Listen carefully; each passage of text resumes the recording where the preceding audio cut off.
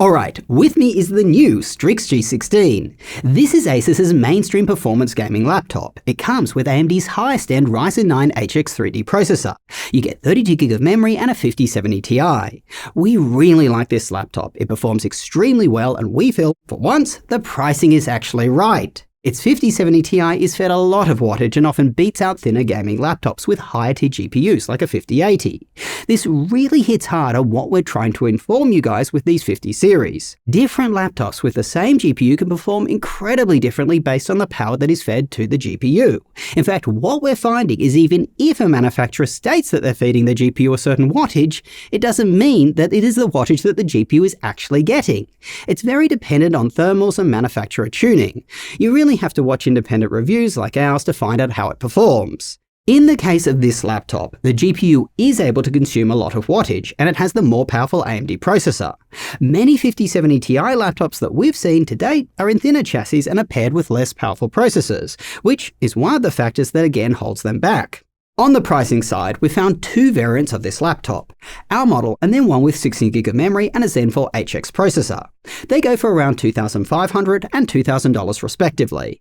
Given that Asus's laptops frequently go on sale, if the Zen 5 version that we have drops below $2,200 and the other one below $1,800 for the performance they deliver, they're our first really good buy of the 50 series. With that said, like someone you match with on a Hinge date, this laptop isn't perfect, so Sierra's here to walk you through the details.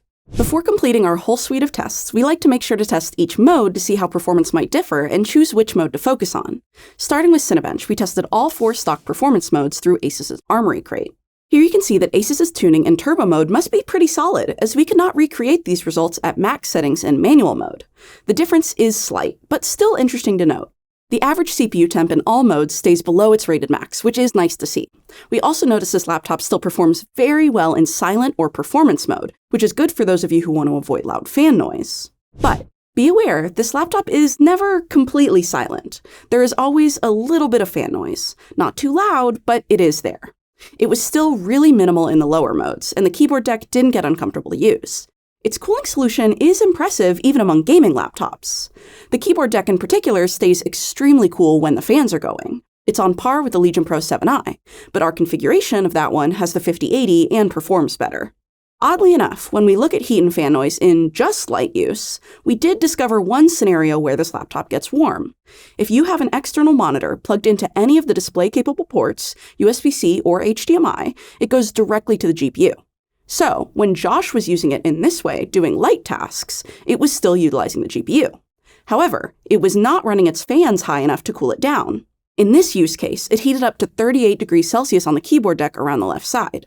This can start to get uncomfortable for people who are very sensitive to heat like he is, so it's just something to keep in mind. During gaming, it does run the fans, so we feel this is only a concern for lighter use. We wish there was an option to utilize the iGPU for an external monitor instead, but there is not. Disabling the GPU in eco mode makes it so you cannot connect to an external display. Now let's check out which mode you should utilize for the best gaming experience. Here we see turbo mode is still performing the best with less fan noise. It even does better than the turbo mode from a third-party software called G-Helper that a lot of people like to use for Asus laptops. We also tested multiple manual modes again, and are only showing you the best result of those.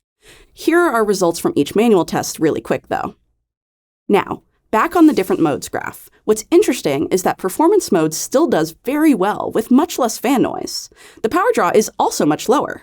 Normally we recommend turbo for gaming, but you might be okay in either mode here. Just keep in mind that TimeSpy does not push these laptops to their limits, and we did see higher GPU power draw in actual gaming.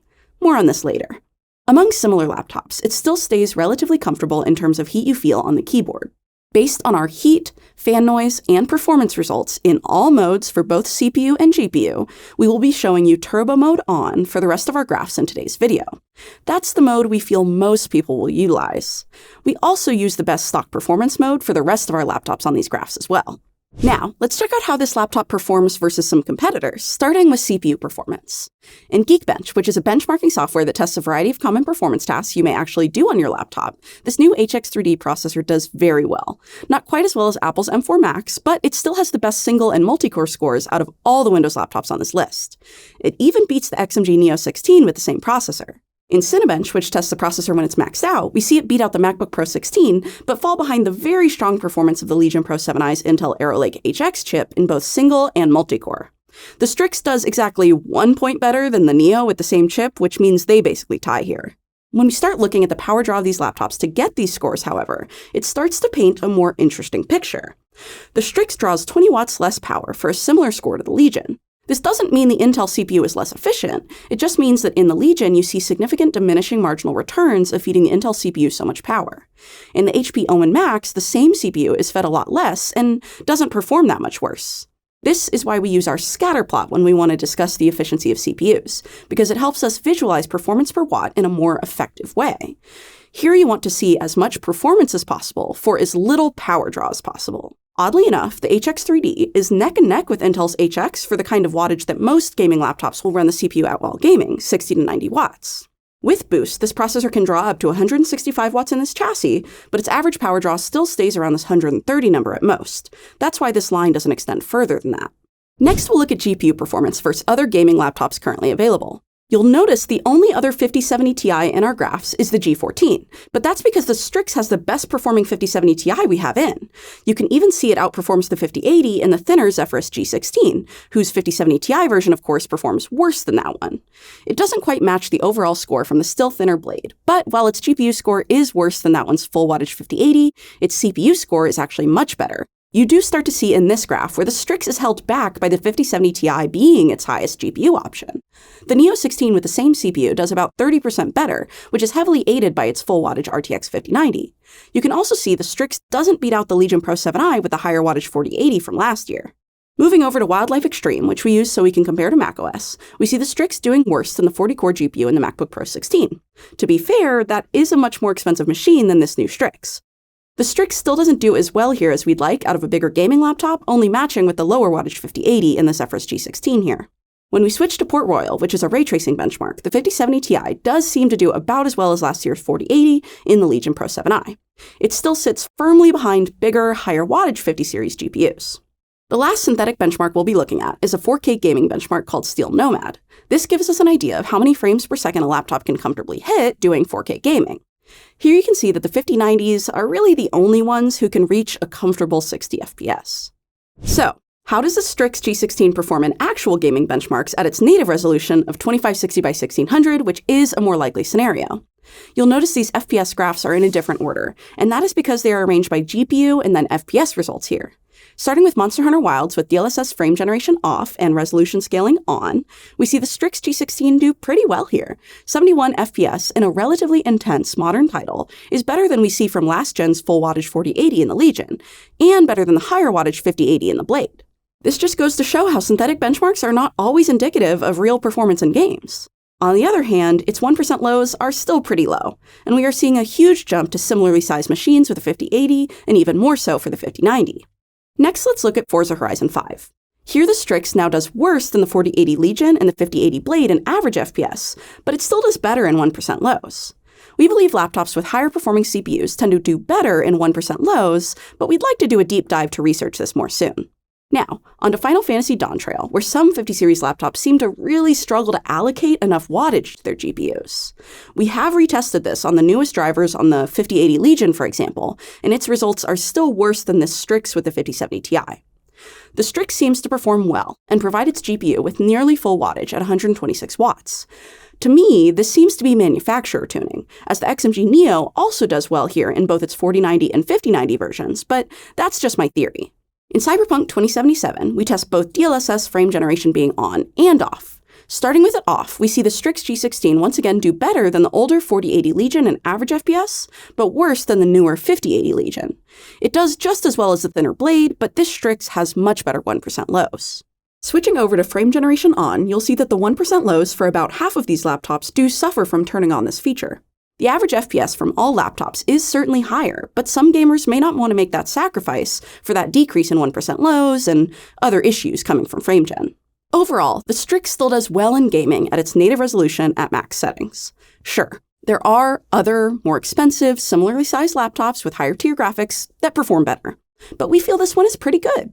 The only game it sees less than 50 FPS and 1% lows is Monster Hunter Wilds, but you could turn down the settings. The last performance benchmark we'll look at is Puget Bench Premier Pro.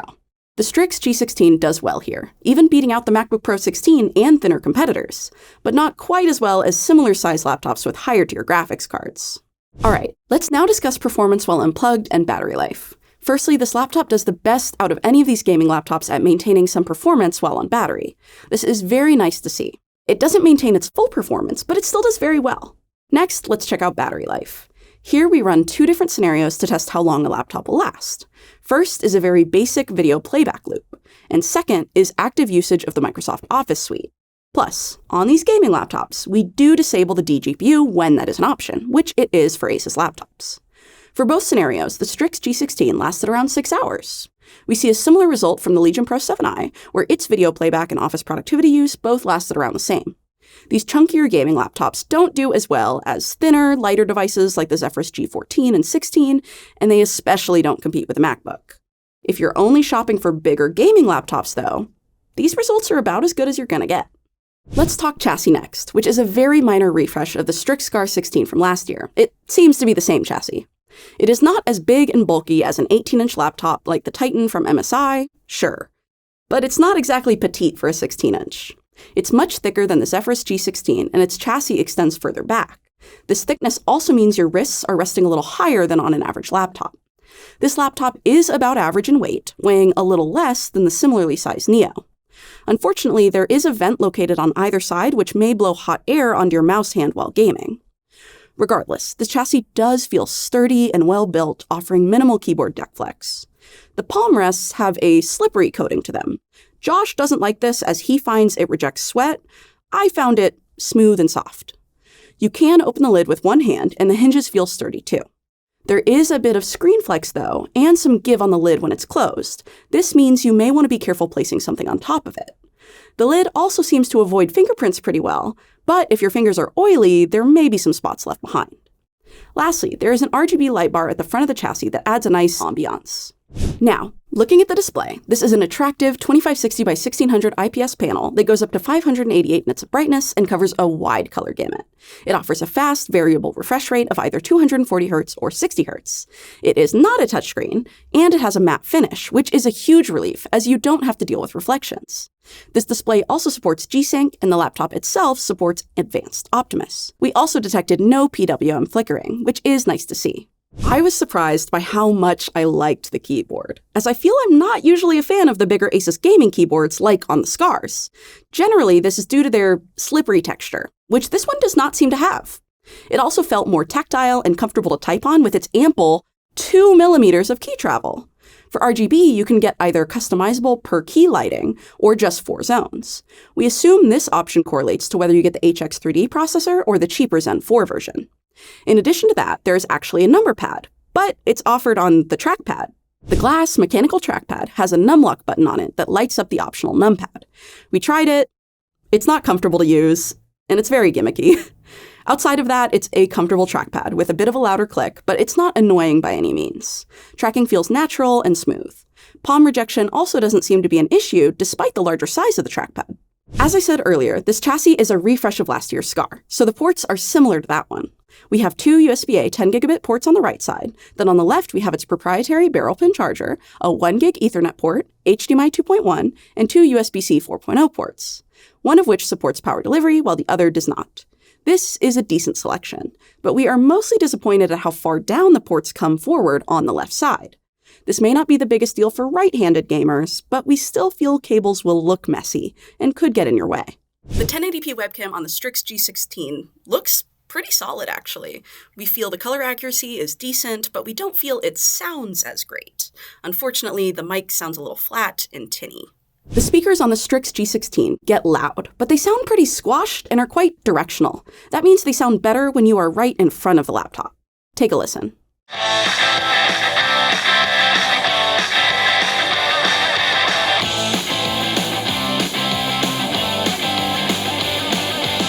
For Linux, we tried Fedora 42 and everything worked correctly. Webcam, brightness up and down, speakers, trackpad, keyboard, all seem to work as intended. One positive of this laptop is that it does have replaceable memory, 2 full-size M.2 SSD slots, Wi-Fi card, and battery. For storage, there is 1 PCIe 4 M.2 slot and 1 up to Gen 5 slot available. Alright, thanks Sierra. So here's the skinny. We like this laptop a lot, as we said. We think that if you're looking for a gaming laptop with solid performance that doesn't have a ridiculous price tag, guess what? We finally found one. But do try to buy it on sale. Asus's laptops, as I said, they regularly drop. We just added a price drop notification feature to our website, so head over there and set one for around, say, $200 to $400 off. If you're choosing between the cheaper model with the Zen 4 chip and this newer one, you may think it's a no-brainer to just buy the cheaper one, especially as the RAM is upgradable, which is one of the main differences. We haven't tested that specific Zen 4 chip, but in general, Zen 4 single-core speeds are around 10% slower than Zen 5, and games, they do like fast single-core speeds. So I'd factor that into your decision. Now, we are starting to see other competitors in this mid-tier performance gaming space. Yay! The Legion Pro 5i, obvious example. It's priced very similar to this laptop with similar specs. It does have the Intel HX chip though, not the AMD one, but as we showed you, these chips perform somewhat similar anyway. We're definitely going to get in one of those Legion Pro 5i's for review, so get subscribed with the notification bell on for that. What I'm actually trying to say though is, if you can wait, you may want to see how these other ones do. For me personally, I don't love the slippery palm rest of the G16, that feel of it, nor how warm it gets with an external monitor, in light use that is. I also don't love how thick it is at the front, so I'd wait to see what competitors from HP, Dell, Acer and Lenovo are like. With that said, if you do want to buy this laptop or any of the ones I just mentioned, links will be down below when they come out. Till next time, go do something awesome with your day and we will catch you later. Actually, before I go, I've lost my watch, guys. I used to have a white Garmin Fenix 7. I don't know where it is. Does anyone know where my watch is? Seriously.